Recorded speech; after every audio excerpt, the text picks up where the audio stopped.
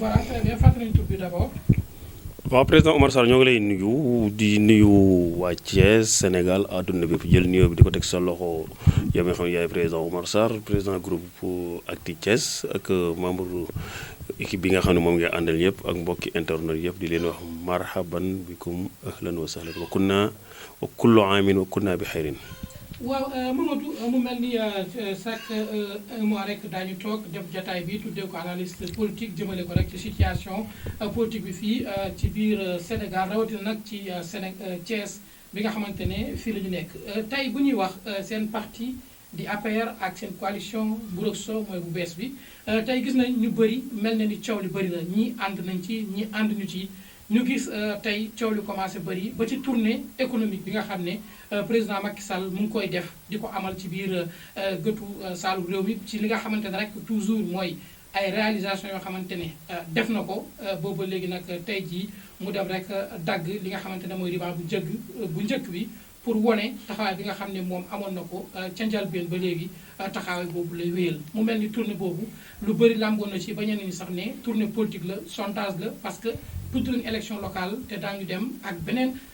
doxalin ak beneen demin bu bees ndaxte da ngeen am ay farandoo yu bees yoo xamante ne dañ leen fekk si ñenn ñi ne farandoo yooyu seen poids sax au niveau national dafa néew lool waaye tey bu ñuy xool ci biir Thiès yéen da ngeen jàpp ni seen poids am na solo ndaxte jàpp ngeen ni ci analyse bu weesu bu ñu def ni parti réew mi bokk na ci li nga xamante ne fii Thiès téye na ko muy basam li ni mel Mamadou Ndiaye ñu bëgg rek ci ñeenti point yooyu nga tënkal ñu tey li nga xamante ne mooy actualité. waaw bisimilah Kaaw di kontaan bu baax si question bi ni nga ko généraliser def ko 4 points def ko pàcc par pàcc waaye bu njëkk bi muy coalition bi nga xam ne ànd nañu ko diggante président Macky Sall ak président Idrissa Seck ñuy effectivement muy mburu ak soow bi muy loo xam da nga koy ànd naan ou bien nga ànd tuur parce que kenn mënu leen a dindi moom boo si bind moom day yàqu mënoo leen a dindi ànd naan wala ànd tuur rek la te effectivement dañu koy ànd naan waaw mais d'accord wuma ak ñiy wax ni président Idrissa Seck poids dafa wàññeeku au niveau national non mënta ne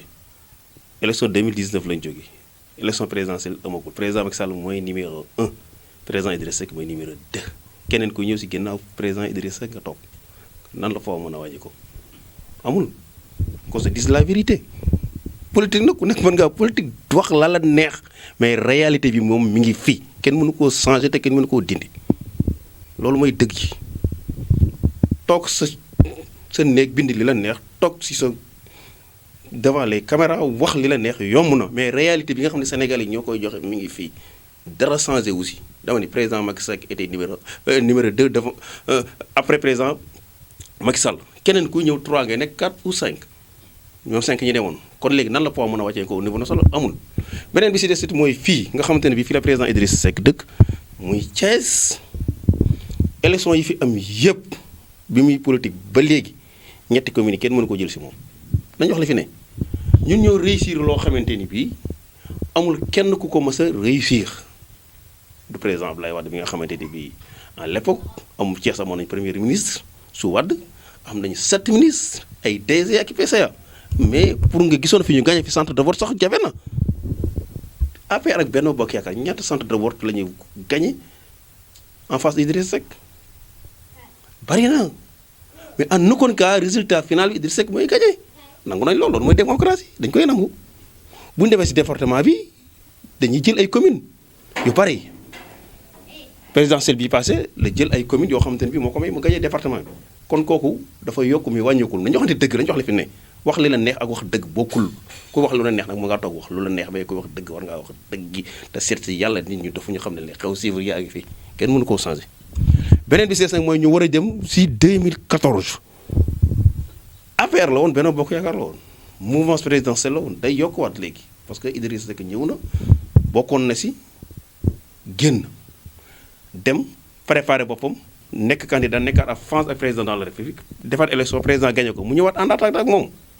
parce que xam na ni diggante bi dara xajaatu fi lu dul élection ma fi amaat effectivement dañuy rafetlu loolu. Thiès nag ñun suñu àndee ak président Idrissa Seck ndax moo fi daan jël première ñu daan jël 2 kon suñu àndee victoire bi day leer te day gën a bari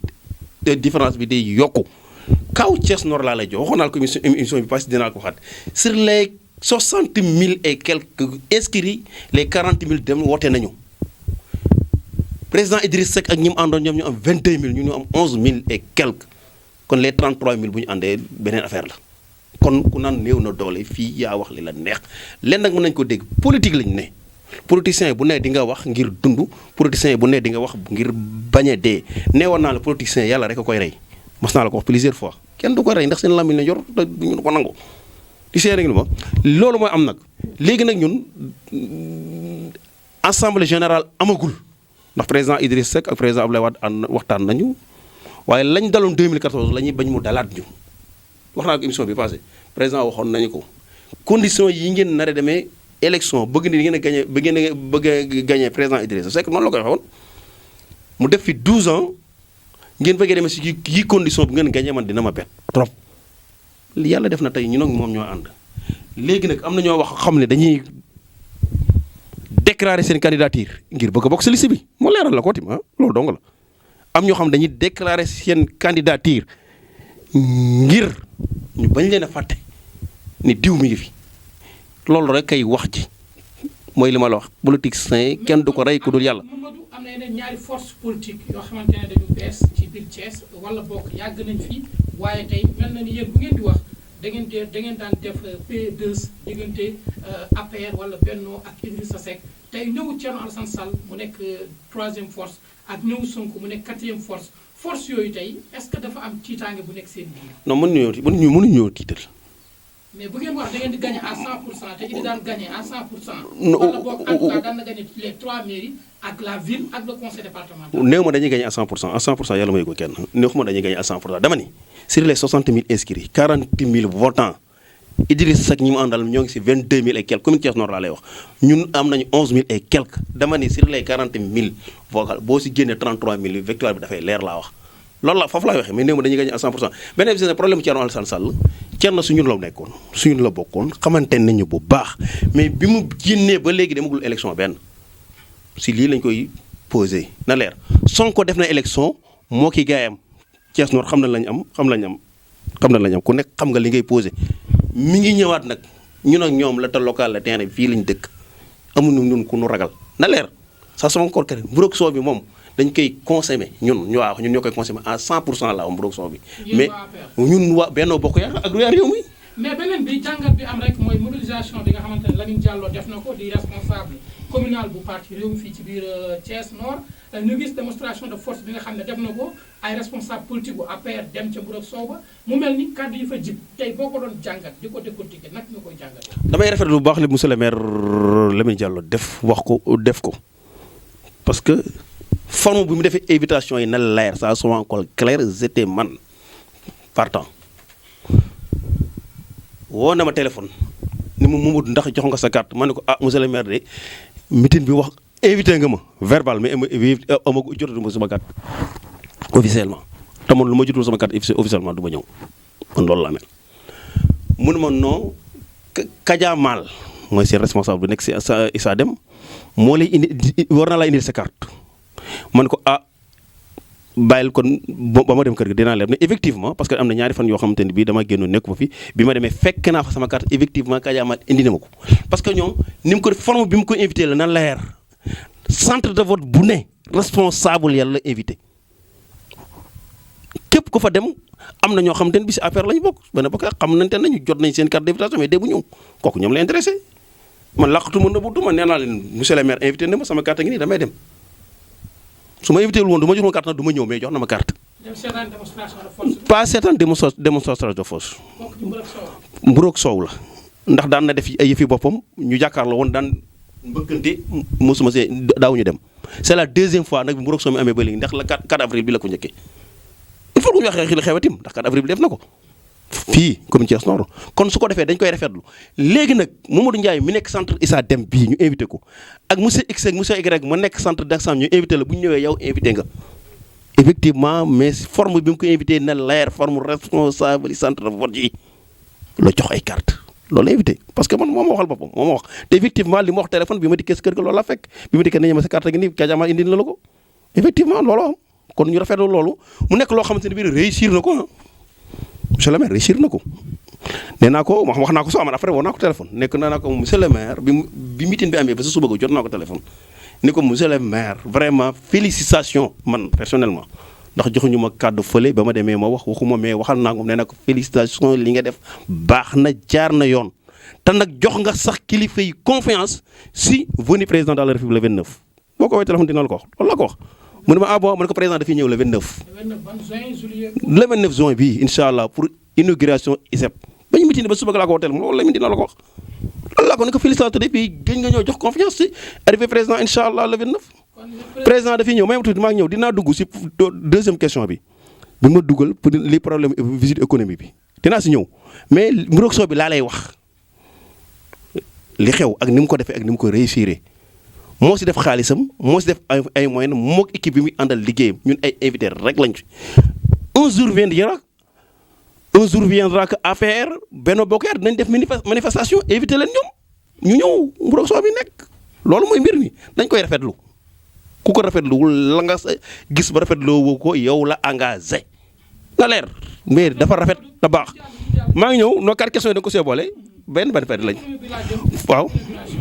alors mu mel ni tey ci Thiès wax nga ko ISEP yéen ISEP le président Macky Sall di defee tournée économique ci biir Sénégal yëpp mu ñëw Thiès benn ISEP la fi inauguré quoi. non pas question n'est pas question président Macky Sall dina fa def ay fan foofu laa lay leeral moo tax question boobu laa lay leeral président Macky Sall visionnaire la te li muy def dama bëgg Sénégal yi di si bàyyi xel 2014 dafa wëroon Sénégal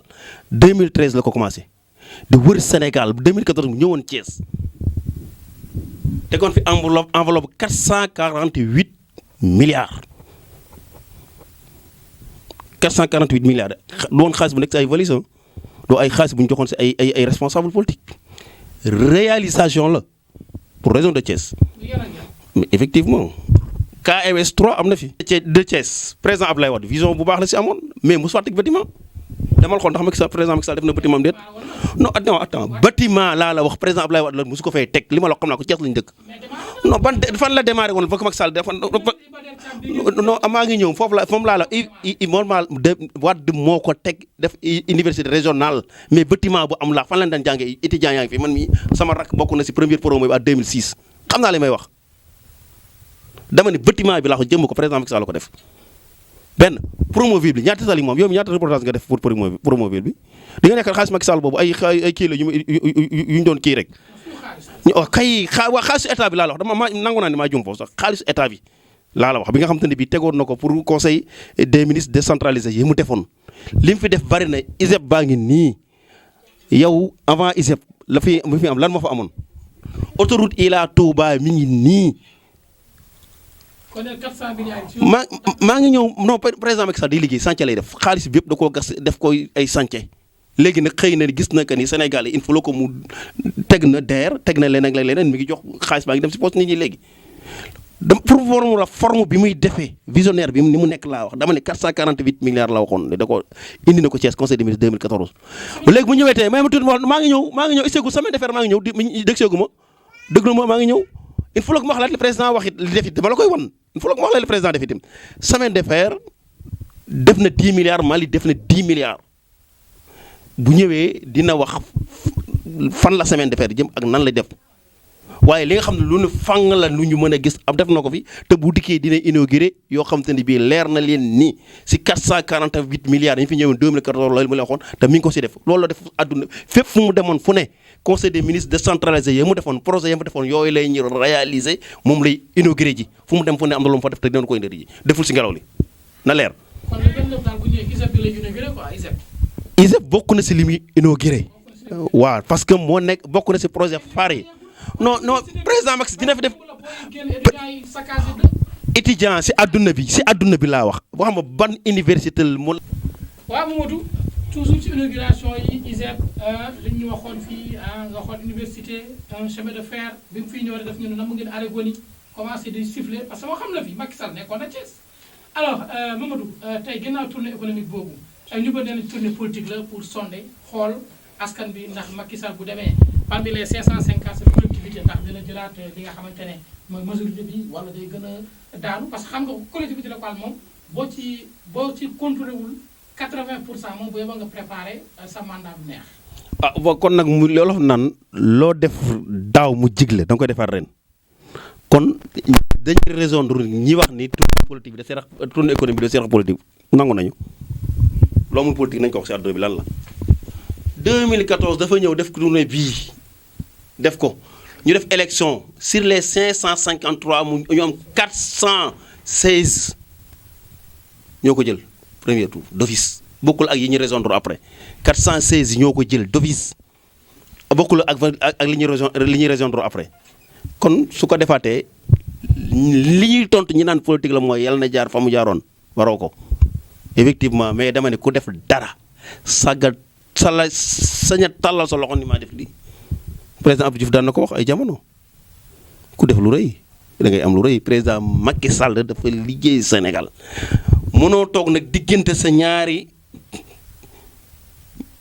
wala boog 4 coins miir nekk diggante Dakar ak Thiès toog di sànni xeer rek te duggoo Sénégal gii waroo Sénégal gii ku génn Sénégal def benn journée lu mat ñetti raison di nga xam ne Sénégalu démb bokkul ak Sénégalu tey bii président Macky Sall jiite.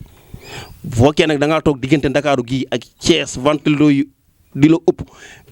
kilim yi wër la ngay def li nga bëgg lépp nga koy am di sànni xeer kooku am nga ci droit mais sénégalais yi nga xamante ni bii ñoo ngi si biir Sénégal gépp xam fi réew mi nekkoon démb ak fi ko président Macky Sall indi tey ak fi mu fas yéene yóbbu ko ëllëg ñoom li président Macky Sall di def intéressé na leen gis nañ ko te ñoo koy jàppale. alors Mamadou ci biir loolu toujours rek muy Burok Sow bi nga xam ne Burok Sow moom fu mu ne nii moom moo lëmbee dëkk bi tey dafa am ñoo xam dañoo jóg ne président bi mu dalee promettre askan bi dafa yàgg ci ay promesses ne woon na dina créer plus de 500 000 emplois tey ñu toll foo xam ne ñu ngi xaar 65 000 emplois gaa ñi ne financement yi ñu wax ay 400 et quelques milliards ñu leen ko joxee ci ay financement jàll ko ci DER ni ñu koy jox nee na ni ñu jàngatee mooy fekk ab tailleur daal di koy financer pour atelier menuiserie yi xam nga loolu mooy du dem ñeneen ñi ne financement yi nga xam ne yàgg nañ di ko joxe bëri na ci bànqaasu état sax ñuy def ay atelier fi ñu toll nii ne xaalis yi ñu daan financé ñi ko financé liggéey nañ waaye delloowuñu remboursé wuñu loolu nekk ay problème mu mel ni xaalis bi daal dañ koy jël di ko teg wooy politique yi di ko jëfandikoo ni leen neexee ndaxte ñoom seen lépp campagne électorale la bañ falee Macky Sall 2019 ba 2021 bii ñu nekk Covid 19 jaar na fi lu ne jaar na fi waaye lépp ci campagne la ku ne di wane sa bopp. gis nañ bu dossier bi bu mujj mooy dossier Adji Sarr Ousmane Sonko ñenn ñi ne dossier bi dañ koy yeewaat waaye dañuy xaar ay campagne am ñeneen ñu jóg ku mel ni Mame Mbaye Niang di ministre chef de cabinet bu président Macky Sall yëkkati ay kàddu ci ab émission télé bi mu doon def wax ci ŋàññ ci doxalinu nguur gi donte mu ngi ci biir.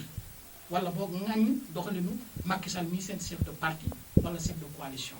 wane ne tamit àndul ak mburu ak soow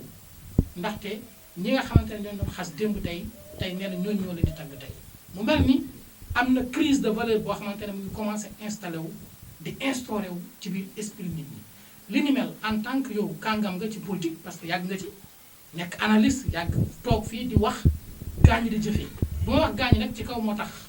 ñu bëgg rek nga indi ci ay leeral.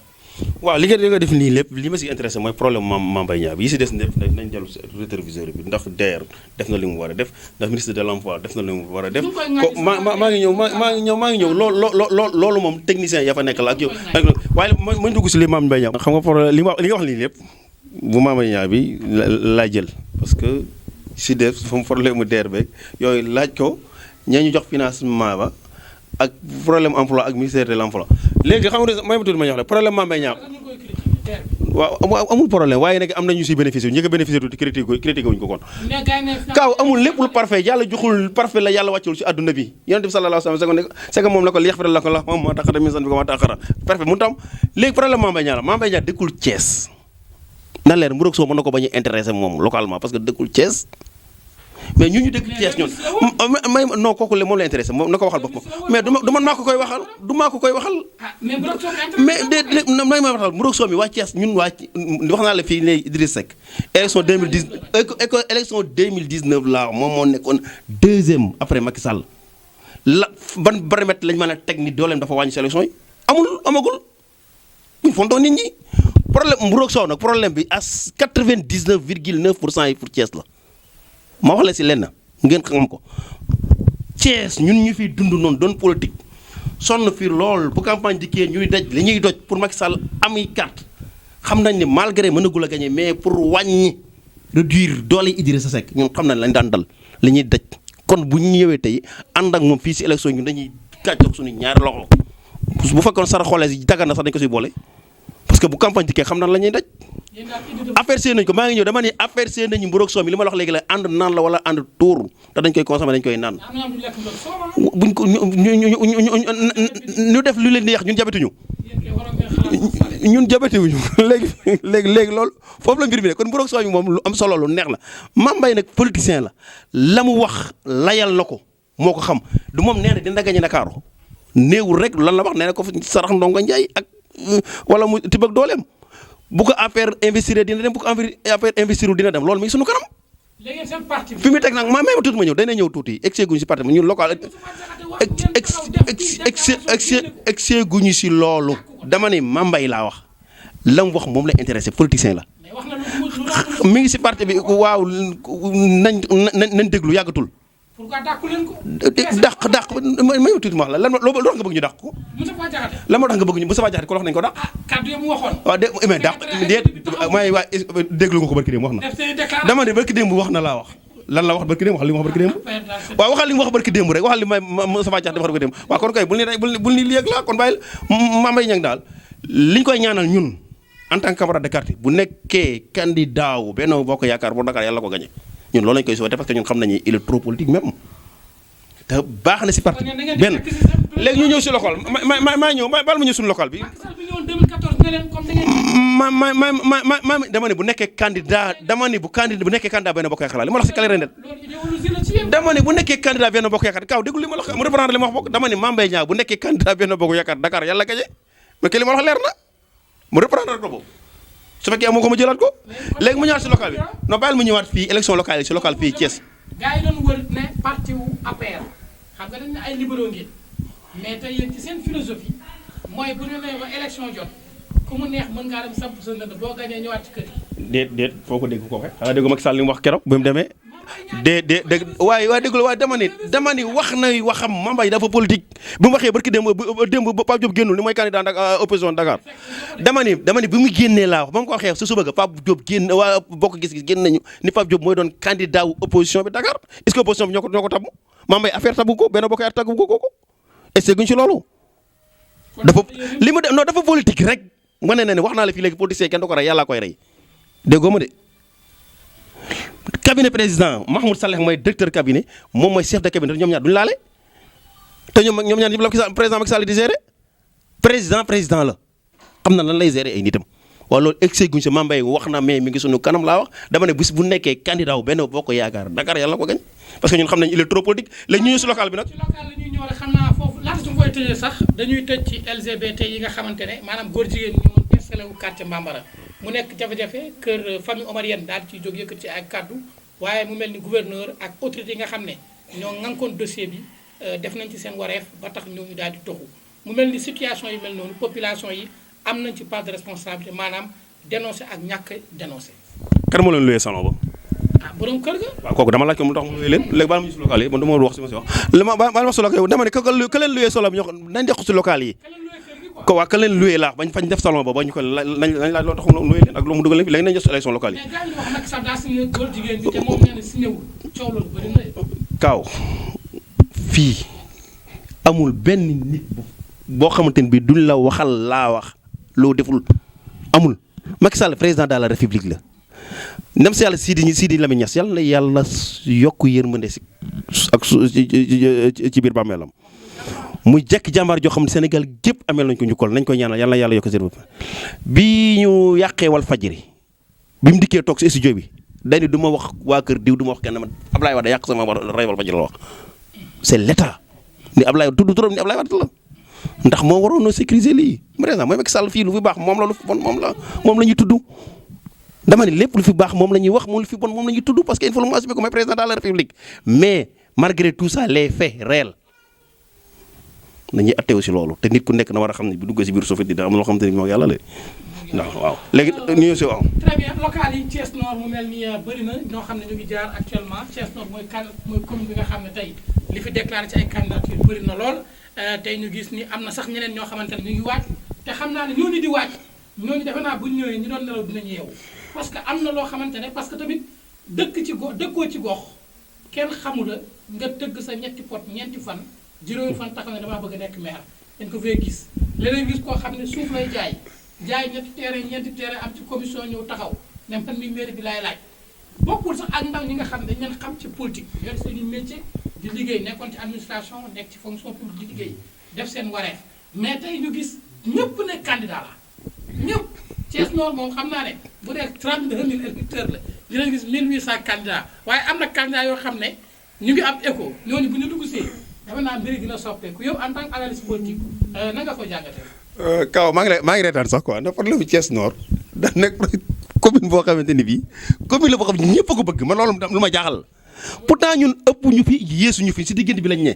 commune est moo fi ëpp électorat commune Thiès Nord topp si ouest Nord c'est top li ma si gën a jaaxal si candidat yooyu xam nga lan la Kaw mooy candidat yi nga xamante ni bii candidat yi ngay wax nii yëpp te boo si dogoon bu doon 7 la 5 yi ou bien 4 yi ñi leen wax ni ñoom la ñuy jox Nord yëpp kenn dëkk si Nord sax ba leen wax ñoo leen jox Nord li ma si gën a reetal loo mooy loolu kenn dëkku si Nord kenn dëkku si Nord ouest lañ dëkk ñee non est lañ dëkk ñoom lañ def seen staff politique ñooy ànd ñooñu leen di wax ni ñoo leen jox commune Thiès Nord te ñoom ñooñu amul si benn carte électeur ci ñoom boo xam ne bii Thiès Nord lay fanaan amul ñooñu naxuñu seen bopp olof daani nag ku jaaxaanti seben sa bopp balaa kenn tooy yow nga lool ku jaaxaanti seben sa bopp olof nee na balaa kenn tooy yow sa jëmpam nga lóor point business nag mooy politique lañ ne ñu nekk ci parti nekk ci coalition ku mu neex nag la ngay wax yow la intéressé waaye la ma la waxoon te émission ba waxaat la ko ci bii passé lay confirmé waat mooy que ñun dañoo bokk APR def suñu choix APR Benno Bokk Yaakaar président Macky Sall di njiit la te nee na Benno Bokk Yaakaar la ñuy demee liste parallèle du am te man li ma may wax la su ma paree nga dooral déglu beneen question te li ma gëm mooy président li mu wax la mooy am te loolu lay def parce que dundoon nañ ko may ma tuuti rek te dundoon nañ ko 2014 suñu ñaari liste yi 3830 ak 3811 suñu àndoon def benn résultat ñooy doon gagné réew mi Lamine Diallo du nekk maire kon maire bi si ñun lay bokk waaw mooy bam rek maanaam booloo defal Thiès ak Benno Bokk Yaakaar ajul tudd tur dama ni benn bon du mu ajul ma tudd tur dama ni booloo defar Thiès ak Benno Bokk Yaakaar suñu booloon ñaari liste yi laa Lamine Diallo du nekk maire ndax bii 3830 la am bii am 3811 te Lamine 6000 et quelque la nekk maire. très bien Mamadou bu ñuy ñëwaat rek toujours dañuy wax profilu maire gaa ñi mel ni profilu maire mooy maire day nekk koo xam day jege askan bi maire day nekk un intellectuel maire day nekk un cultivateur day nekk un agriculteur maire day nekk un pêcheur maanaam maire day doon koo xam dafa am métier yore xam-xam nekk ingénieur wala nga nekk enseignant mais nga nekk koo xam da nga am xam-xam ñëw taxaw ñu xam ne kii profilam lii la mu ñëw taxaw ne day laaj ab mairie mais tey ñun luy jaaxal mooy am na sax ay tailleur ñoo xam ne dañoo déclaré ne ay candidat lañ maire Thiès Nord. waxuma la téyeer waaye jaaykatu caaf bi sax mën naa nekk maire Thiès Nord mën naa nekk maire bu commune bu mu mën a daal képp ku citoyen mën ngaa nekk maire foo mën a doon ku ne. may ma tuuti ma wax la bu ñu suuf si semaine nit ñi may ma tuuti ma wax la su doon loolu la commune Thiès Nord 2014 comme li nga wax la bu doon ay diplôme ak xaalis ak candidat de res bu baax moo am kon Lamine Diallo du gagné liste bi mu nekk du gagné du nekk maire. yéen liste yi ñi mu doon seqal ñoo ko kon may foofu loolu dama ni premier diplôme politique mooy conseil municipal. responsabilité bi nga xamante ne bi mooy responsable bi gën a jege askan bi mooy le maire jaaykatu caaf ba ak doctorat bi ñoo si yem. kon xanaa loolu tax ñëpp bëgg a nekk maire. damay tuuti ma dama la jaaykatu xam nga maire lan lañ soxla si moom mooy nga am carnet d'adresse bu baax. carnet d'adresse bu baax ngay mën a am mais pour système terre ou bien ngay favoriser doctorat nit ki mu am solo amal carnet d'adresse bu baax mën a jëli indil sa population mais pas ngay jariñoo sa population. xaa nga jëloon sa bopp la. waaw voilà émission bi foofu rek lañ koy tëjee mu nekk analyse politique ñu ko doon seq ak Mamadou Ndiaye bu parti bu APR bokk tamit ci coalition bu bees ñu tuddee ko alliance Benno ak Sow kaddu gu mujj gi ñu tëj. wasalaatu wasalaamu ala asrafil mursalin Sénégal am na jàmm yàlla na fi jàll jàmm ji sax jërë ngeen jëf.